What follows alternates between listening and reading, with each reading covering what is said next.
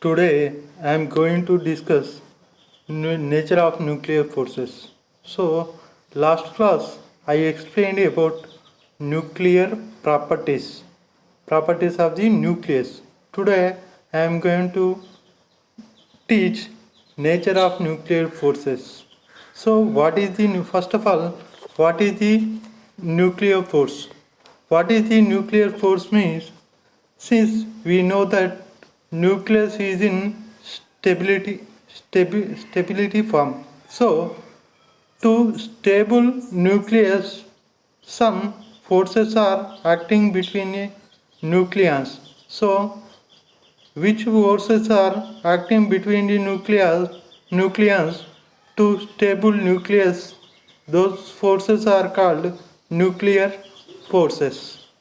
So, some basic we should know basic properties of the nuclear force, then only so we know about total uh, total characteristics of the nucleus. So here we have some properties of a nucleus and what is the nature of nuclear forces. So first property or first nature of a nuclear force is short range force. Okay, nuclear force is a short range force. Nuclear force is a short range force means nuclear force is a short range force means. So I am going to share one slide for this properties of the nucleus. Here properties of the nucleus are nucleus is so here we have a here we have a some properties of the nuclear forces. In this first property of nuclear force is a short range force. So why this nuclear force is called short range? Because so force acting between nucleons generally strong attractive nature. It has nuclear force has strong attractive nature between nucleons. So, but this strong attractive nature actives up to some distances only. Means if two nucleons distance between two nucleons has some certain distance, then only strong attractive nature of nuclear force is acting between nucleons. So beyond this distance, the nuclear attractive force automatically become repulsive force. So when so up to certain distance only, this force is attractive force. After beyond this distance, nuclear force is become repulsive nature. So this force is called short range force. Okay, the forces acting between nucleons is called short range force. Okay, that is a one basic property of a nucleus. So then next property of a nucleus is a uh, charge independent forces. So nuclear force is a charge independent force. So why? Because in nucleus we have a neutron and a proton. Proton has positive charge and a neutron has a neutral charge. Means electrically neutral, proton electrically positive. But the force acting between these nucleons, either acting between proton proton or neutron or neutron neutron. So force acting between positive charge or positive neutral charge or neutral charge always same.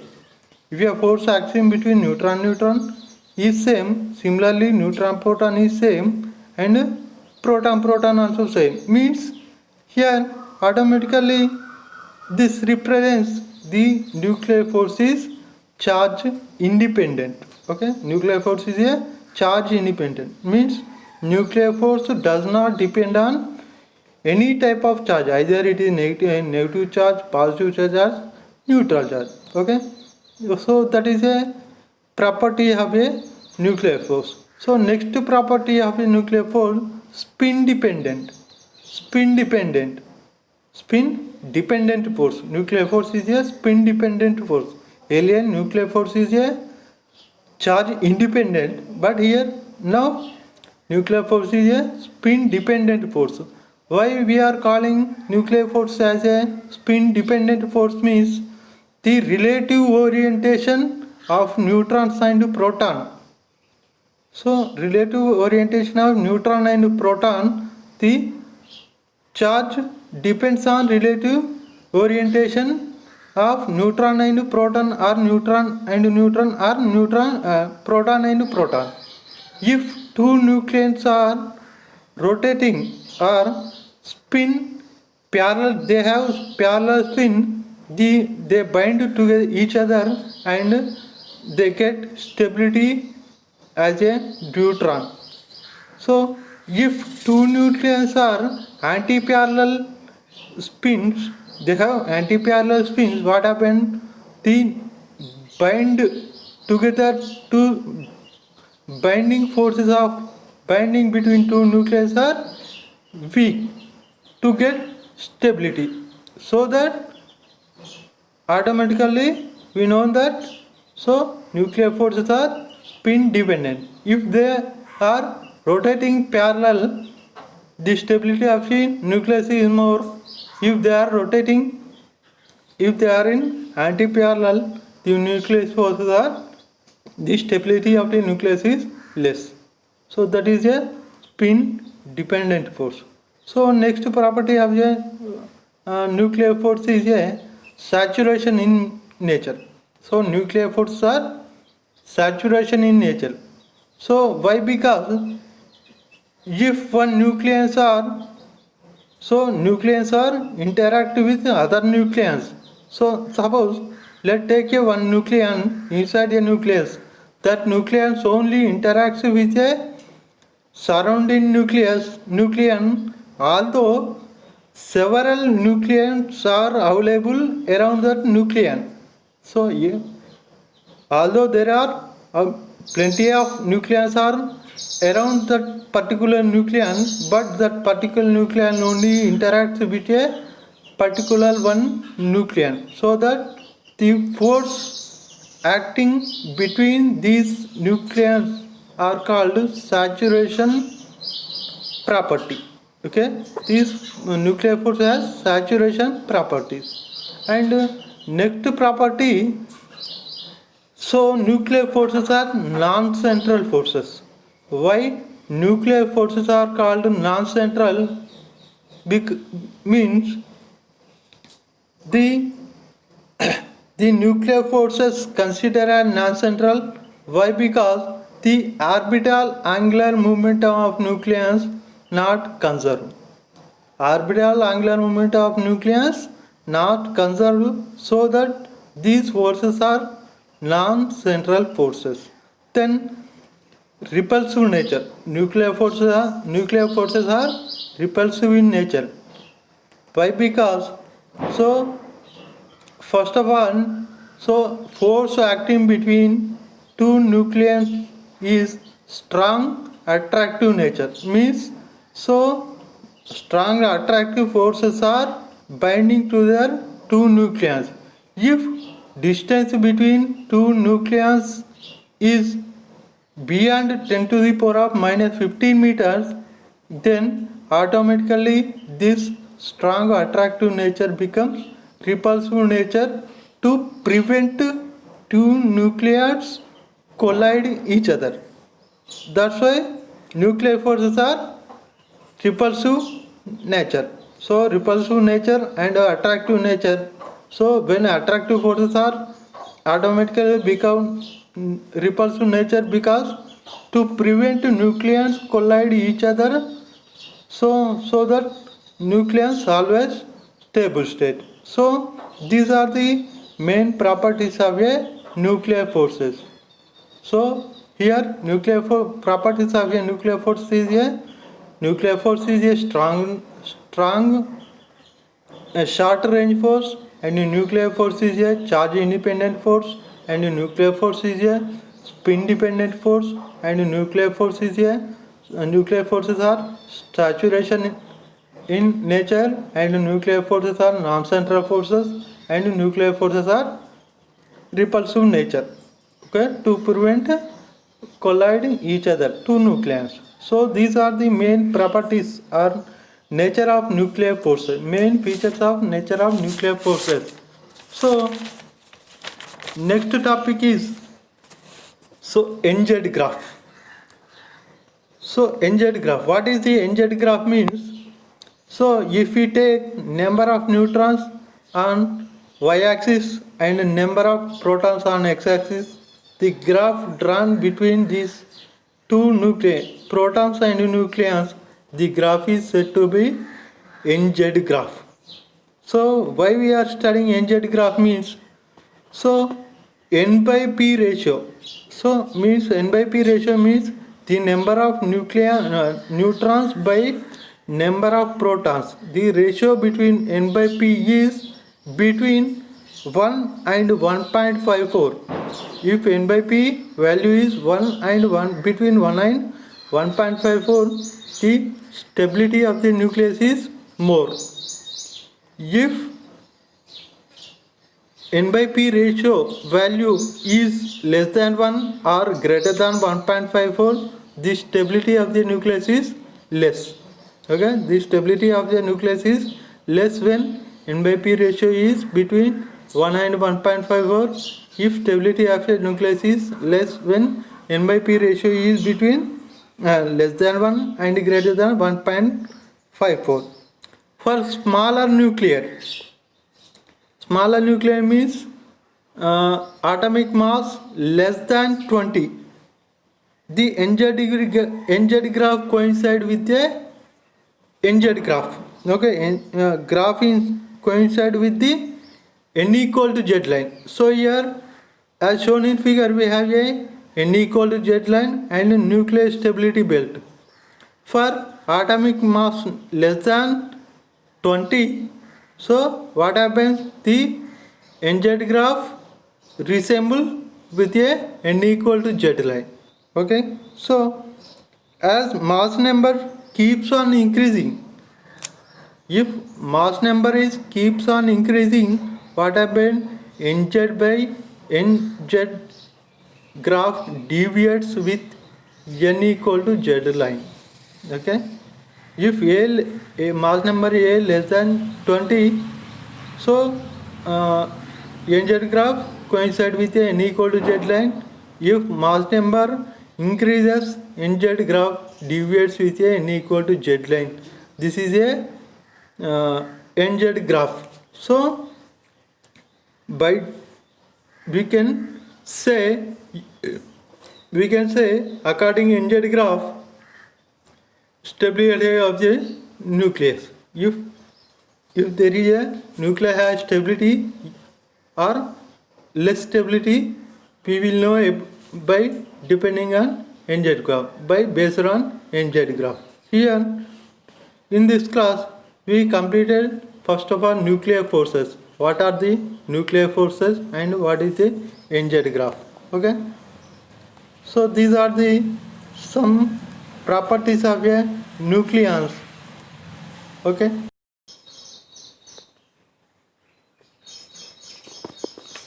Yeah, then, so although earlier I said nature of nuclear forces, although we know about nuclear forces or nature of nuclear forces between nucleons, but although we know that several properties of nuclear forces, but exactly nature of nuclear forces till now not known.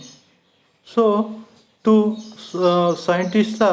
various scientists are proposed to various models to know about nuclear forces.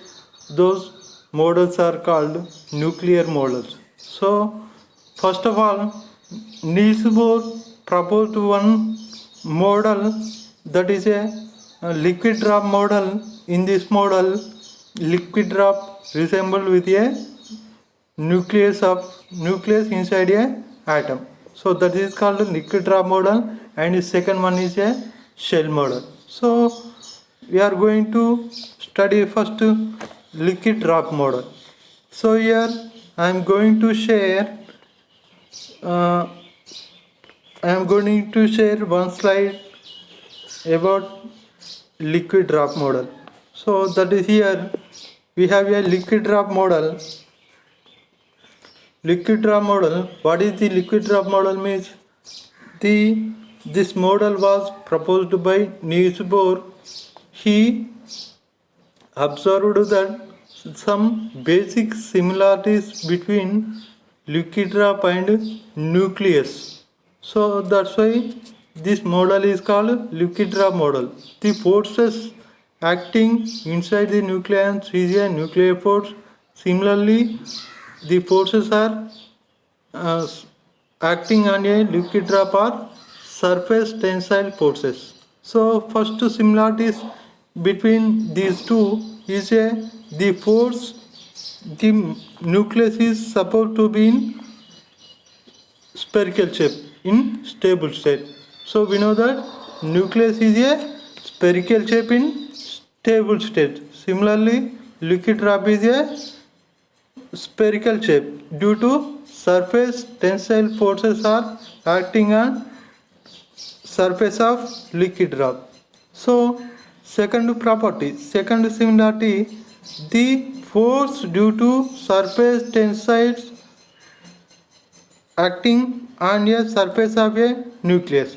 So means one type of force acting due to surface tensile force on a surface of a liquid drop, and then so similarity of nucleus is one force is acting on a surface of a nucleus, that is potential barrier.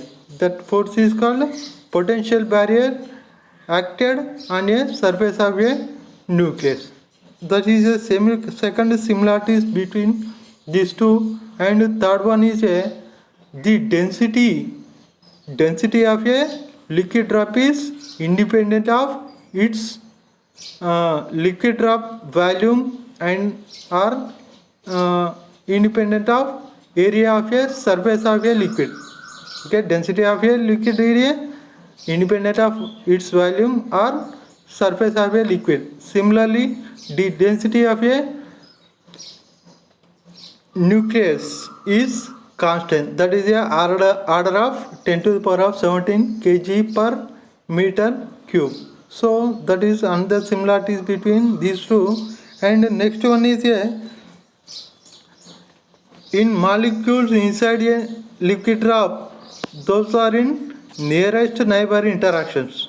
Those are have nearest neighbor interactions between molecules inside a liquid drop. Similarly, inside a nucleus also you have a nearest neighbor interaction. So the nuclear force is a saturation force. So earlier I said that nuclear force is a saturation nature. So next one is surface tensile forces between molecules are short range forces. Surface tensile between nucleons are short range forces. Similarly, so nuclear forces are short range forces. So another similarity is by evaporation liquid exhibits the property of evaporation. Similarly, the property of nucleus is analogous of the property of this property is compared with a radioactivity of nucleus. Okay, here liquid drop exhibits property of evaporation. This concept compared with a radioactivity of a nucleus. And another one, upon oscillation liquid drop become two drops. Okay, two drops. One liquid drop become two drops, and upon oscillation between molecules. Similarly, this this property compared with a nuclear fission. In nuclear fission, one heavy nucleate divides as a two unstable nucleus. So this is a one similarities between nucleus and liquid drop. Another similarity is the mass number of a liquid drop. Okay, the mass number of a liquid drop is proportional to its energy of a liquid drop. Okay, energy of a liquid drop is proportional to a mass number of a liquid drop. Similarly, semi-empirical mass formula. So according to semi-empirical mass formula, semi-empirical mass formula represents energy of a liquid drop. This is also proportional to a mass number of a liquid drop. Okay, these are the some similarities between nucleus and liquid drop. First, these similarities are observed by Niels Bohr. Then he proposed a liquid drop model of nucleus model. Okay, so that is one nuclear model. And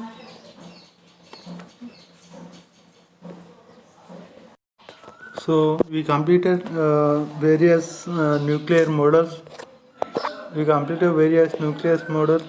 So one is a liquid drop model. So next concept is a semi-empirical mass formula. So semi-empirical mass formula gives the atomic mass of the nucleus. So Weizsäcker named the scientist proposed nuclear mass in terms of various number of terms. So that formula, various number of terms, to integrate these terms, then proposed one formula called semi-empirical mass formula. So Weizsäcker proposed this semi-empirical mass formula in terms of binding energy. So but binding energy is a combination of various number of terms. So those terms are volume energy. So I am sharing these notes. So the binding energy combination of various terms, that is a volume energy, surface energy, and Coulomb energy, and asymmetric energy, and pairing energy. So this combination of these 5 terms, Weizsäcker proposed one formula, that is a semi-empirical mass formula in terms of binding energy. So nuclear mass, we know that nuclear mass ZMA equal to ZMP plus NMN minus E.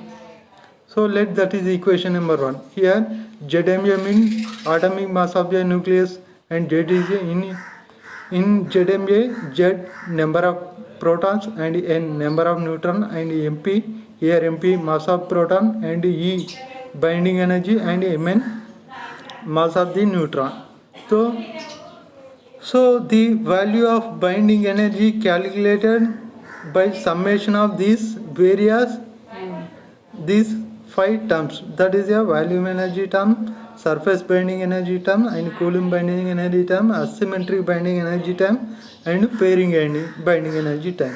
So now we are going to discuss these 5 various terms respectively. First one is a volume energy term. So volume energy term, suppose the nucleus, inside the nucleus attracted with a strong attractive nature.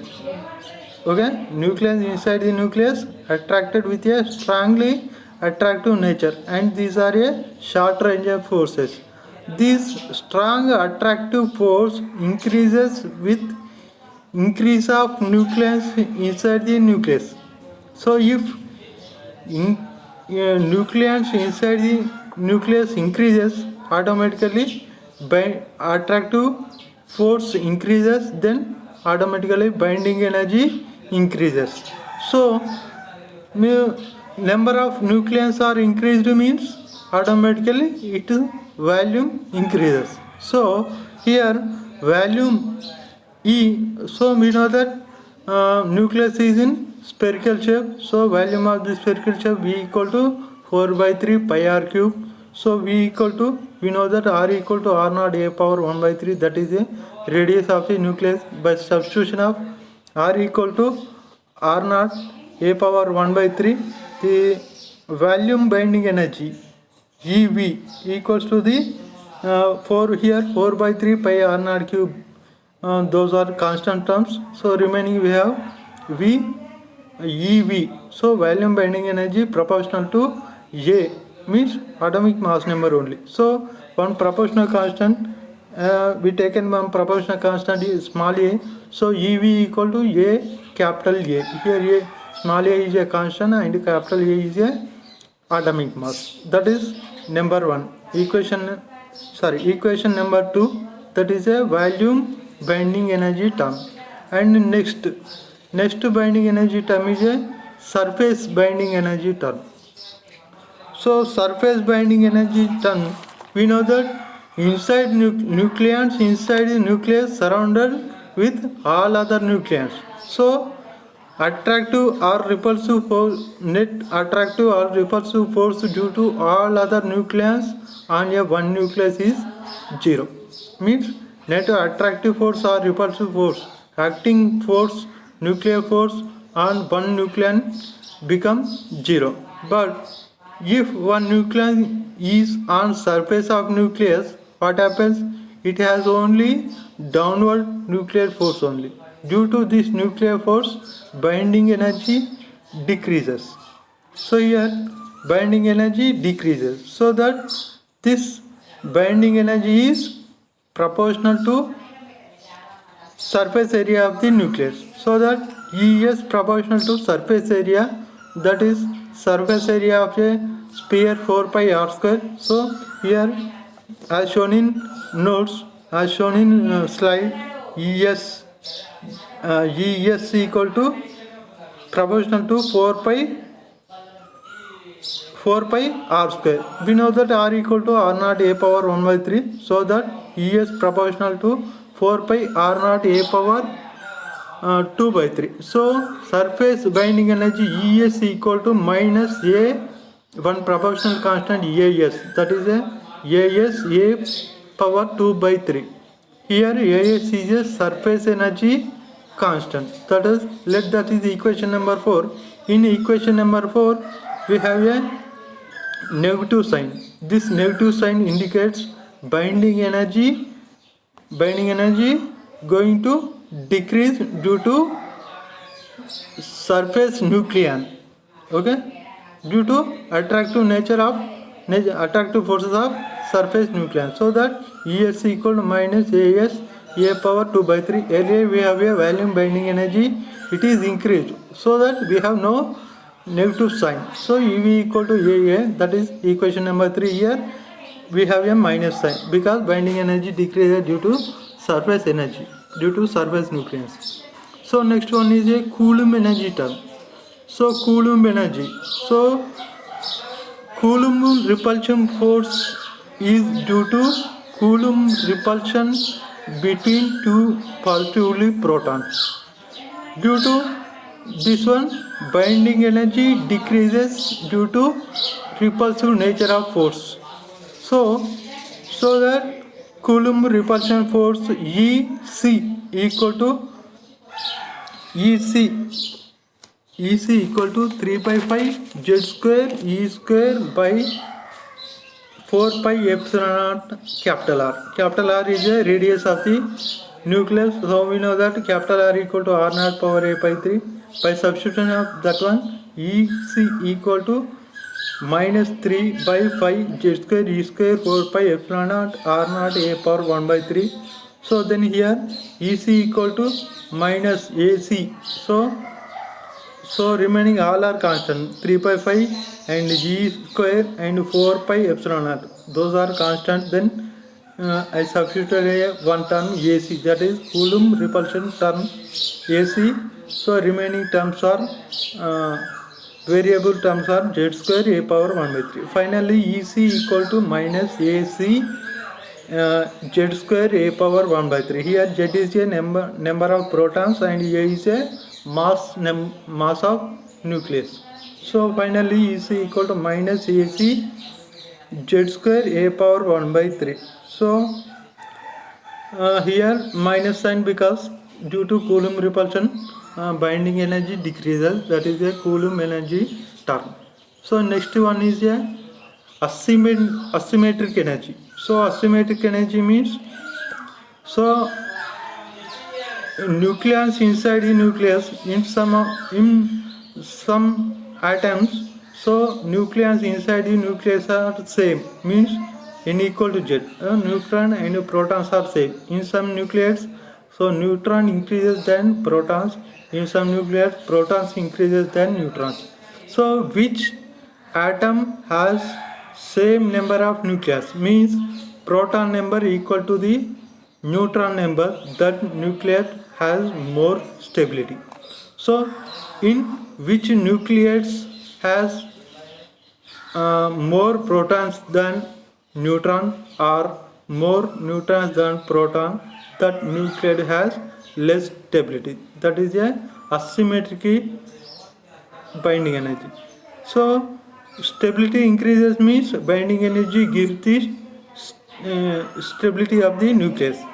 So finally this asymmetric term is a ES equal to minus AS. AS is a binding energy constant, asymmetric binding energy constant, A minus 2Z whole square by A. Here A, capital A is a atomic mass and Z is a number of protons, and E A is a asymmetric binding energy and A is a asymmetric energy constant. So next one, last term, so fifth term, that is pairing energy. So pairing binding energy, so here we know that in nuclide we have several number of nucleons. If which nuclide has even number of protons or even number of neutrons, that nuclide has more binding energy. In which nuclide has even number of protons but odd number of neutrons, or in which nuclide has even number of protons but odd number of neutrons, that nuclide has less stability. So we know that automatically binding energy gives the stability, so that here pairing a binding energy EP equal to plus or minus AP a power minus 3 by 4. Here A is a atomic mass and AP is a pairing energy constant and EP a pairing binding energy. Here plus or minus, we have a sign plus or minus mean if there is a even number of protons and neutrons, the nuclear stability of the nucleus increases. If there is a odd number of protons and even number of neutrons and even number of neutrons and odd number of protons, that nuclear stability decreases. So those are the that is the pairing term, pairing binding energy term. So from earlier I said that we have a binding energy is a combination of various terms, that is a volume binding energy, surface binding energy, Coulomb binding energy, asymmetric binding energy, by pairing binding energy. So this combination of these all terms means equation 3, the sum of equation 3, 4, 5, 6, 7, we give the total binding energy E.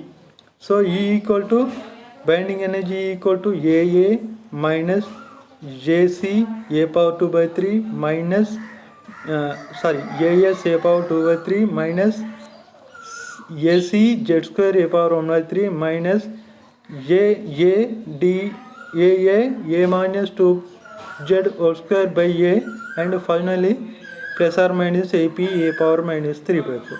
This is combination of binding energy, combination of various terms.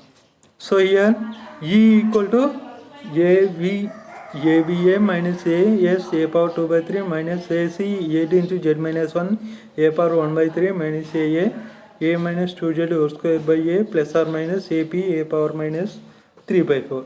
So but the mass of the nucleus from equation number 1, The mass of a nucleus is ZMA plus ZMP plus NMN minus E.